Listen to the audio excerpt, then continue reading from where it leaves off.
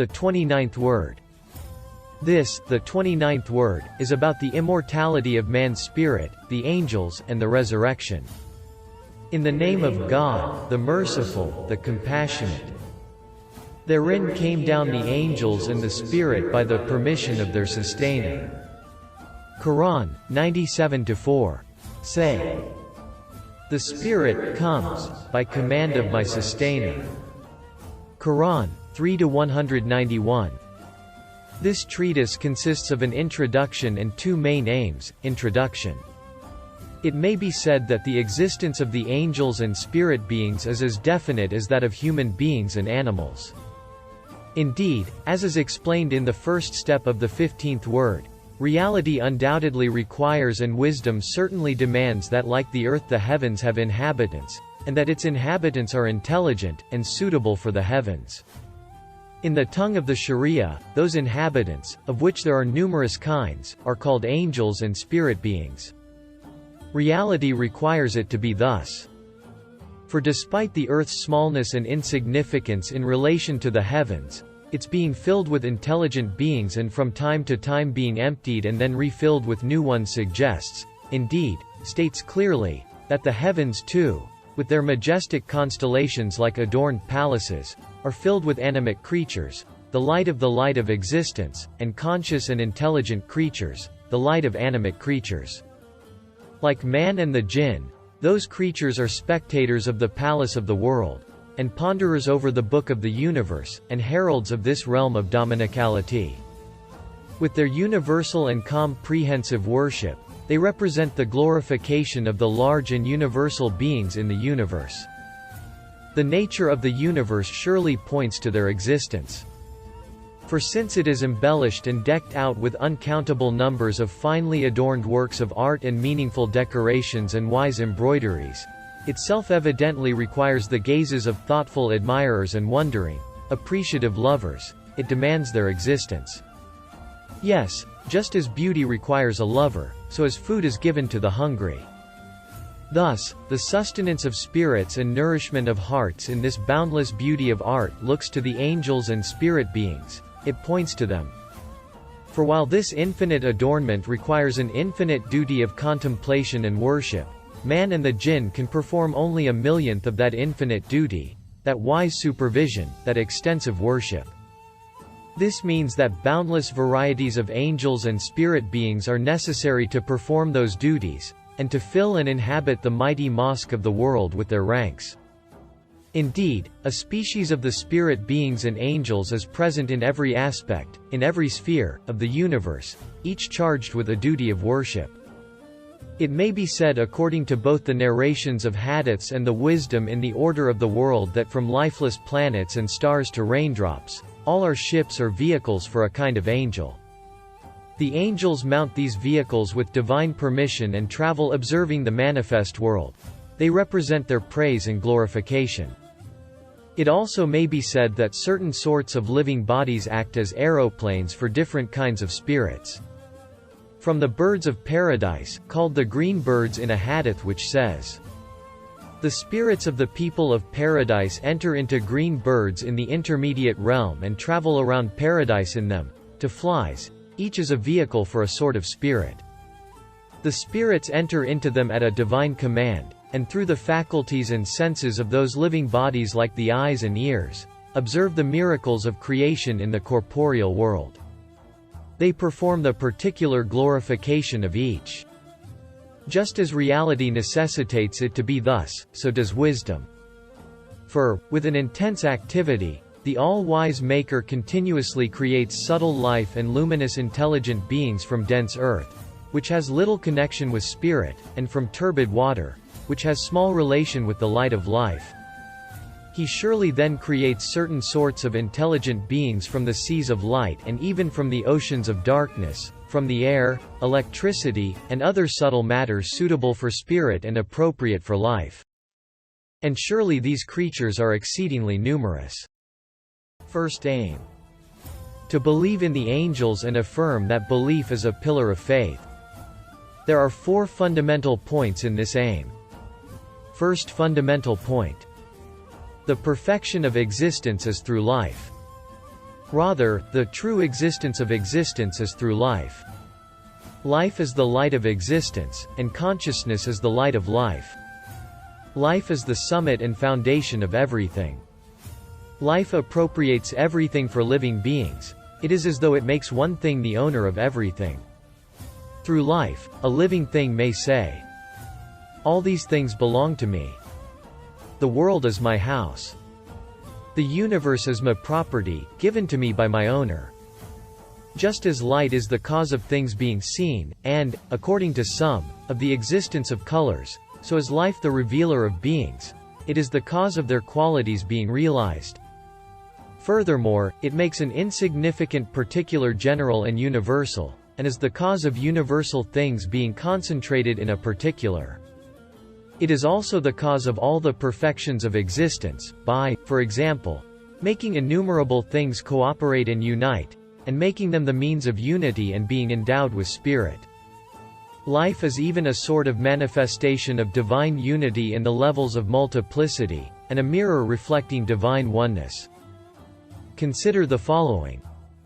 A lifeless object, even if it is a great mountain, is an orphan, a stranger, alone. Its only relations are with the place in which it is situated, and with the things which encounter it. Whatever else there is in the cosmos, it does not exist for the mountain. For the mountain has neither life through which it might be related to life, nor consciousness by which it might be concerned. Now consider a tiny object like a bee, for example.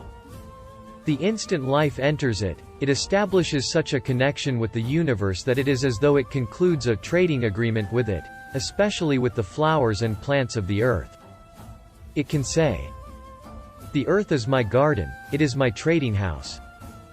Thus, through the unconscious instinctive senses which impel and stimulate it in addition to the well-known 5 external senses and inner senses of animate beings, the bee has a feeling for, and a familiarity and reciprocal relationship with, most of the species in the world, and they are at its disposal. If life then displays its effect thus in the tiniest of animate beings, certainly when it rises to the highest level, that of man, it will be revealed and extended and illumined to such a degree that just as a human being is able to move through the rooms of his house with his consciousness and mind, which are the light of life, so he may travel through the higher, and the spiritual and corporeal worlds with them. That is to say, just as that conscious and animate being may go in spirit as though as a guest to those worlds too come as guests to his mirror-like spirit by being reflected and depicted there. Life is a most brilliant proof of the All-Glorious One's unity, and one of the greatest sources of his bounty. It is a most subtle manifestation of his compassionateness, and a most hidden, unknowable, and incomparable embroidery of his art. Life is hidden and subtle, because the life of plants even, which is the lowest of the levels of life, and the awakening of the life force in seeds, that is, their stirring, opening, and growth, which are the first steps in plant life, has remained unfathomed by human science since the time of Adam, despite being so evident and familiar, so ubiquitous and common. Man's reason has been unable to discover its true reality. Moreover, life is so pure and unblemished that in both its aspects, that is in both its inner and outer faces, it is pure, translucent, transparent. Not veiling it with causes, the hand of power touches it directly. Whereas it made apparent causes a veil, to be the source of the insignificant aspects of things and their base external qualities, which are inappropriate to the dignity of power. In short, it may be said that if there was no life, existence would not be existence, it would be no different from non-existence. Life is the light of the spirit, and consciousness is the light of life. Since life and consciousness are important to this great extent, and since there is self-evidently and absolutely perfect order in the universe, and a masterly precision and most wise harmony, and since our lowly, wretched globe, our wandering earth has been filled with uncountable numbers of animate beings, intelligent beings, and beings with spirits, it may be concluded with decisive certainty that those heavenly palaces, those lofty constellations also have animate and conscious inhabitants appropriate to them. As fish swim in water, so are those luminous inhabitants present in the fire of the sun. Fire does not consume light. Indeed, fire aids light. Moreover, since, as is plain to see, pre-eternal power creates innumerable animate beings and beings with spirits from the most common substances and densest matter, and giving it great importance, transmutes dense matter by means of life into a subtle substance. And since it strews the light of life everywhere in great abundance, and gilds most things with the light of consciousness, with such flawless power and faultless wisdom, the all-wise and all-powerful one would certainly not neglect the other floods of subtle matter like light and ether, which are close to and fitting for the spirit. He would not leave them without life, without consciousness, inanimate. Indeed, he creates animate and conscious beings in great numbers from light, which is also matter, and even from meanings, air, and even words. Just as he creates numerous different species of animals, so from these torrents of subtle matter he creates numerous different spirit creatures. One kind of them are the angels, others are the varieties of spirit beings and jinn. If you wish to see just how true, self-evident, and rational it is to accept the existence of great numbers of angels and spirit beings, and as the Quran shows, just how contrary to truth and wisdom, and what a superstition, aberration, delirium and foolishness it is not to accept them, consider the following comparison. There were two men, one rustic and uncouth, the other civilized and intelligent, who made friends and went to a splendid city like Istanbul. In a distant corner of that civilized and magnificent city they came across a dirty, wretched little building, a factory. They looked and saw that the strange factory was full of miserable, impoverished men working. All around the building were beings with spirits and animate beings, but their means of livelihood and conditions of life were such that some were herbivorous. They lived only on plants, while others were piscivorous, they ate nothing but fish. The two men watched the scene. Then they saw in the distance thousands of adorned palaces and lofty castles. Among the palaces were spacious workshops and broad squares. Because of either the distance, or the defectiveness of the men's eyesight, or because they had hidden themselves, the inhabitants of the palaces were not visible to the two men.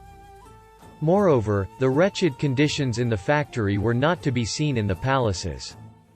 In consequence of this, the uncouth country bumpkin, who had never before seen a city, declared, "Those palaces have no inhabitants, they are empty, there are no beings with spirits in them," uttering the most ignorant garbled nonsense. To which the second man replied, "O you miserable man! This insignificant little building you see here has been filled with beings endowed with spirits, with workers, and there is someone who continually employs and replaces them. Look, there is not an empty space all around this factory. It has been filled with animate beings and beings with spirits. Do you think it is at all possible that there would be no high-ranking and suitable inhabitants in that orderly city, in those wisely adorned palaces so full of art which we can see in the distance?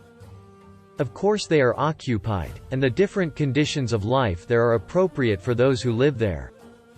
In place of grass, they eat pastries, and in place of fish, cakes.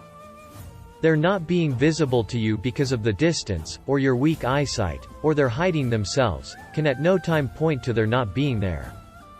The fact that a thing is not seen does not indicate its non-existence. As the above comparison indicates, the fact that the globe of the earth is the home of these infinite numbers of beings endowed with consciousness and spirit, despite its insignificance and density among the lofty heavenly bodies and planets, and even its grossest and most rotten particulars becoming masses of microorganisms when they cease as sources of life, necessarily, demonstrably, decisively indicates, testifies to and proclaims that infinite space and the majestic heavens with their constellations and stars are full of animate beings, conscious beings, and beings with spirits. The illustrious Sharia of Muhammad, peace and blessings be upon him, and the Quran of miraculous exposition call these beings, who are created from fire, light, and even from electricity, and from other subtle flowing matter, the angels, the jinn, and spirit beings. There are different kinds of angels, just as there are different kinds of corporeal beings. Indeed, the angel who is appointed to a raindrop will not be of the same sort as the angel appointed to the sun. There are also a very great many different sorts of jinn and spirit beings. The conclusion of this fundamental point. As may be established empirically, matter is not essential so that existence may be made subject to it, and be dependent on it. Rather, matter subsists through a meaning, and that meaning is life, it is spirit. Also, as may be established through observation, matter is not the thing served so that everything may be ascribed to it. It is rather the servant, it renders service to the process of the perfection of a truth. And that truth is life. And the fundament of that truth is spirit. Also, as is self-evident, matter is not dominant so that recourse may be made to it or perfection sought from it. Rather, it is dominated. It looks to the decree of some fundament, it is in motion in the way that that decree dictates. And that fundament is life, it is spirit, it is consciousness. Also, as is necessary, matter is not the kernel, it is not the fundament, it is not a settled abode so that events and perfections may be affixed to it or constructed on it. Rather, it is a shell prepared to be split, rent, dissolved. It is a husk, it is froth, it is a form. Consider the following. A creature so minute it can only be seen with a microscope has such acute senses it can hear its friend's voice, and see its sustenance. It has extremely sensitive and sharp senses. This demonstrates that the effects of life increase and the light of the spirit intensifies in proportion to the reducing and refining of matter. It is as though the more matter is refined and the more we become distanced from our material existences, the closer we draw to the world of the spirit, the world of life, and the world of consciousness, and the more intensely the heat of the spirit and the light of life are manifested. Is it therefore at all possible that there should be this many distillations of life, consciousness, and spirit within this veil of materiality, and that the inner world which is beyond this veil should not be full of conscious beings and beings with spirits? Is it at all possible that the sources of these numberless distillations, flashes, and fruits of meaning, spirit, life and the truth apparent in this material existence in the manifest world should be ascribed only to matter and the motion of matter, and be explained by it? God forbid. Absolutely not. These innumerable distillations and flashes demonstrate that this material and manifest world is but a lace veil strewn over the inner and spirit worlds. Second fundamental point. It may be said that all the scholars of the speculative and the scriptural sciences have, knowingly or unknowingly, united to effect a consensus in affirming, despite difference of expression, the existence and reality of the angels and spirit beings. One group of peripatetic philosophers of the Illuminist school even, who made much progress in the study of matter, without denying the meaning of the angels, stated that each realm in creation has a spiritual, incorporeal essence. They described the angels thus. Also, a group of the early philosophers who were Illuminists, being compelled to accept the meaning of the angels, were only wrong in naming them, the 10 intellects and masters of the realms of creation.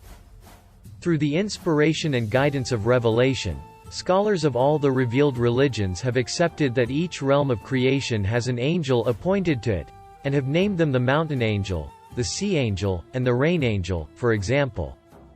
Even the materialists and naturalists, whose reasoning is restricted to what is immediately apparent to them and who have in effect fallen from the level of humanity to that of inanimate matter, rather than being able to deny the meaning of the angels, have been compelled to accept them in one respect, though naming them the flowing forces. Hashiya, in English footnote. They have been unable to find a way to deny the reality and meaning of the angels and spirit beings. In fact, they have been compelled to affirm them in one respect by claiming them to be one of the natural laws, although they described them wrongly, naming them Kua Yi Saria or flowing forces. Hey you who consider yourselves to be so clever! O you wretched man who is reluctant to accept the angels and spirit beings, on what do you base this view? What facts do you rely on that you oppose the conscious or otherwise unanimity of all the scholars concerning the existence and reality of the meaning of the angels and the real existence of spirit beings? And since, as was proved in the first fundamental point, life is the revealer of beings, indeed, is their consequence, their quintessence, and since all the scholars are in effect unanimous in their acceptance of the meaning of the angels, and this world of ours has been filled to such a degree with animate creatures and beings with spirits, is it all possible that the vastness of space and the rarefied heavens would remain empty of dwellers, have no inhabitants? You should never think that the laws in force in this creation are sufficient for the universe to be alive, because those governing laws are insubstantial commands. They are imaginary principles. They may be considered as non-existent. If there were no absolutely obedient creatures called angels to represent them, make them apparent, and take their reins into their own hands, those laws could not be defined as existent, nor be represented as having a particular identity, nor be an external reality. Whereas, life is an external reality, and an imaginary command cannot sustain an external reality. In short, since the scholars of religion and philosophy, and of the speculative and scriptural sciences, have in effect agreed that beings are not restricted to this manifest world, and since, despite being inanimate and inappropriate for the formation of spirits, the visible manifest world has been adorned to such an extent with beings with spirits, existence is surely not limited to it. There are numerous other levels of existence in relation to which the manifest world is an embroidered veil. Furthermore, since, just as the sea is appropriate for fish, and the world of the unseen and the world of meaning appropriate for spirits, and this necessitates their being filled with them, and since all commands testify to the existence of the meaning of the angels, certainly and without any shadow of a doubt, the most beautiful form of the angels' existence and spirit beings' reality, and the most rational view of their nature which sound intellects will accept and acclaim, is that which the Quran has expounded and elucidated. The Quran of miraculous exposition states that the angels are honored slaves. Never contesting a command, they do whatever they are commanded. The angels are subtle, luminous beings, and are divided into different kinds. Just as mankind as a nation and human beings are the bearers, representatives, and embodiments of the Sharia or code of divine laws which proceeds from the attribute of divine speech, so are the angels a mighty nation, and those of them who are workers are the bearers, representatives, and embodiments of the code of laws pertaining to creation, which proceeds from the attribute of divine will. They are a class of God's slaves who are dependent on the commands of the creative power and pre-eternal will, which are the true effective agent, and for whom all the heavenly bodies are like places of worship, like mosques. Third fundamental point. The question of the angels and spirit beings is one of those questions in which the reality of a universal may be inferred from the existence of a single particular. If a single individual is seen, the existence of the species may be concluded. Whoever denies it as a member of the species to which it belongs, while whoever accepts the single individual is compelled to accept its whole species. Since it is thus, consider the following. Have you not seen and heard that all the scholars of the revealed religions throughout the ages from the time of Adam until now have agreed on the existence of the angels and the reality of spirit beings? The different groups of mankind have concurred in having seen and conversed with angels and in their narrations concerning them, as though they were discussing and narrating events about one another. Do you think that if a single angel had not been seen, and the existence of one or numerous individuals not been established through observation, and their existence not been perceived clearly, self-evidently, that it would have been at all possible for such accord and such a consensus to continue, and to continue persistently and unanimously in such an affirmative and positive manner, based on observation? Also, is it at all possible that the source of this general belief should not be some necessary principles and self-evident matters? And is it all possible that a baseless delusion should persist and become permanent in all the beliefs of mankind throughout all the revolutions it has undergone? And is it all possible that the basis of the assertion of these scholars of the religions, of this mighty consensus, should not be a certain intuition and empirical certainty? And is it at all possible that that certain intuition and empirical certainty which result from innumerable signs, and those signs which have been observed on numerous occasions, and those numerous observations should not all, without doubt or hesitation, be founded on necessary principles? In which case, the cause and the basis of the assertion of the universal belief held by these scholars are the necessary and categorical principles resulting from the great number of times the angels and spirit beings have been observed and seen, which demonstrates the strength of the consensus. Furthermore, is it all possible, rational or feasible that the unanimous testimony of the prophets and saints, who are like the suns, moons, and stars in human society, concerning the existence of the angels and spirit beings and their actually seeing them, should be prey to doubts or be the object of suspicion? Especially since they are qualified to speak in this matter. It is obvious that two people who are qualified to speak on a matter are preferable to thousands who are not. Moreover, in this question they are affirming a matter, and people who affirm a matter are preferable to thousands who deny or reject it. Is it at all possible for there to be any doubt concerning the statements of the Quran of miraculous exposition, the sun of suns in the world of truths, which never at any time sets, shining continuously in the skies of the universe? And can there be doubt concerning the testimony and witnessings of the Muhammadan being peace and blessing be upon him, the son of prophethood? Since, if on a single occasion the existence of a single spirit being is verified, this demonstrates the real existence of the whole species. And since it proves the existence of the whole species to be true, for sure, the best and most rational and acceptable form of their real existence will be similar to that expounded by the Sharia, described by the Quran, and seen by the one who ascended to a distance of 2 bow lengths. Fourth fundamental point. If the creatures of the universe are observed with care, it may be seen that like particulars, universals have collective identities, each of which appears as a universal function. It is apparent that each performs a universal duty. For example, just as a flower as itself displays an embroidery full of art, and with the tongue of its being recites the Creator's names, so the garden of the globe resembles a flower, and performs an extremely orderly, universal duty of glorification. And just as a fruit issues a proclamation expressing its glorification of God within an order and regularity, so does a mighty tree in its entirety have a most well-ordered natural duty and worship. And just as a tree glorifies God through the words of its fruits, flowers and leaves, so do the vast oceans of the heavens glorify the all-glorious Creator and praise the sublime Maker through their suns, moons, and stars, which are like words, and so on. Although external beings are outwardly inanimate and unconscious, they all perform extremely vital, living, and conscious duties in glorification.